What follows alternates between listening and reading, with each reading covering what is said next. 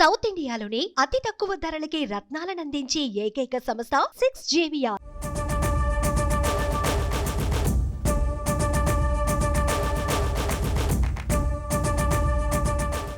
ఏపీలో ఉన్న పార్లమెంటు స్థానాలలో నర్సాపురం స్థానం ఆసక్తిని రేపుతోంది. ఇక్కడ కూటమి నుండి బరిలో దిగి గెలవటానికి రఘురామకృష్ణంరాజు గత 4 ఏళ్లుగా ఎంతో కసిగా ఎదురు చూస్తున్నారు. RRRకు బీజేపీ పెద్దలతో కూడా సత్సంబంధాలు ఉండడంతో ఆయన ఇక్కడ మరోసారి బరిలో నిలవబోతున్నారని అంతా అనుకున్నారు. అయితే బీజేపీ పెద్దలు అనూహ్య నిర్ణయం తీసుకున్నట్టు చెప్తున్నారు. నర్సాపురంలో రెబల్ స్టార్ క్రేజ్ ని వాడుకోవాలని భావిస్తుందట బీజేపీ.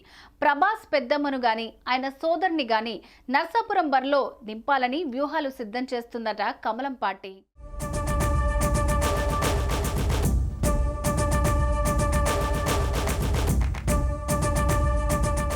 ఏపీలో టీడీపీ, జనసేన, బీజేపీ పార్టీల మధ్య పొత్తు కుదరాలని బలంగా కోరుకుంటున్న వారిలో నర్సాపురం ఎంపీ రఘురామకృష్ణంరాజు మొదటి వరుసలో ఉంటారు. మొదటి నుంచి ఆయన ఎన్నికలకు ఈ 3 పార్టీలు కలిసే వెళ్తాయని చెప్తూ వచ్చారు.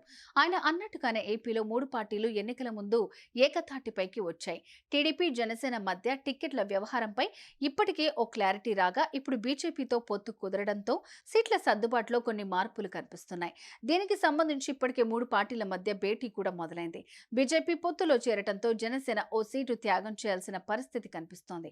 అయితే అనూహ్యంగా బీజేపీతో పొత్తు కుదరడంతో సీట్ల సర్దుబాటు విషయంలో అనేక మార్పులు చేర్పులు చోటు చేసుకుంటున్నాయి. ఈ రోజు బీజేపీ అభ్యర్థుల జాబితా దాదాపు ఫైనల్ కాబోతోంది. ఈ మేరకు 3 పార్టీలు నేతలు సమన్వయ సమావేశాన్ని ఏర్పాటు చేసుకున్నారు. దీంట్లో బీజేపీకి కేటాయించబోయే సీట్లు, అభ్యర్థుల పేర్లు దాదాపు ఫైనల్ అయ్యే అవకాశం కనిపిస్తోంది.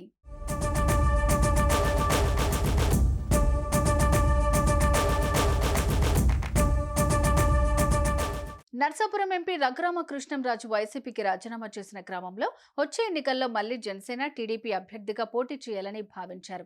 అయితే బీజేపీతో పొత్తు కుదరడంతో ఆయన బీజేపీలో చేరి ఆ పార్టీ అభ్యర్థిగా, ఎంపీగా పోటీ చేయాలని చూశారు. అయితే బీజేపీ మాత్రం వేరే ఆలోచనలో ఉన్నట్లు చెప్తున్నారు. నర్సాపురంలో బీజేపీకి కొంత పట్టు ఉంది. 2014లో పొత్తులో భాగంగా అక్కడ ఆ పార్టీ అభ్యర్థి గోకరాజు గంగరాజు ఘన విజయం సాధించారు. దీంతో మరోసారి బలమైన నేపథ్యం ఉన్న వారిని పోటీకి దింపాలని చూస్తోంది. దీనిలో భాగంగానే మాజీ బీజేపీ ఎంపీ, సినీ నటుడు కృష్ణంరాజు భార్య శ్యామలాదేవిని పోటీలో నిలబెట్టాలని ఆ పార్టీ భావిస్తుందట. ఆవిడకి ఆసక్తి లేకుంటే ప్రభాస్ సోదరుడు నరేంద్ర వర్మనైనా బరిలో దింపాలని చూస్తున్నారట.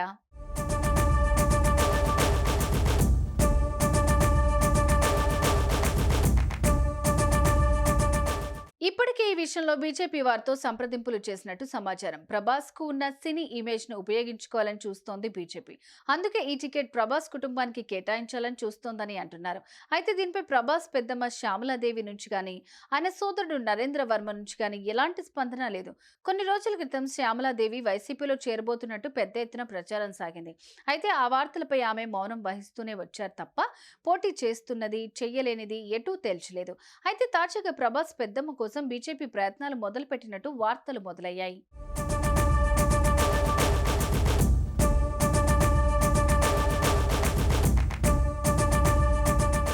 ఈ వార్తల నేపథ్యంలో నర్సాపురం టికెట్ పై గంపెడు ఆశలు పెట్టుకున్న రఘురామకృష్ణంరాజు పరిస్థితి ఏంటనే చర్చ మొదలైంది. కాగా బీజేపీకి 6 సీట్లు ఇవ్వడానికి చంద్రబాబు, పవన్ అంగీకరించారు. ఆ సీట్ల సర్దుబాటు సమయంలోనూ చంద్రబాబు నాయుడు, పవన్ కళ్యాణ్ నర్సాపురం లోక్సభ సీటుపై స్పష్టంగా బీజేపీతో మాట్లాడినట్టు చెప్తున్నారు.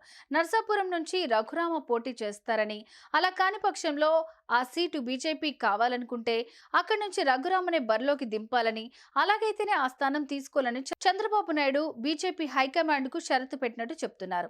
పవన్ కళ్యాణ్ సైతం దీనికి మద్దతు చెప్పారట. దీంతో బీజేపీ నర్సాపురం సీటుకు బదులు ఏలూరు సీటు వైపు మొగ్గు చూపుతున్నట్టు తెలుస్తోంది.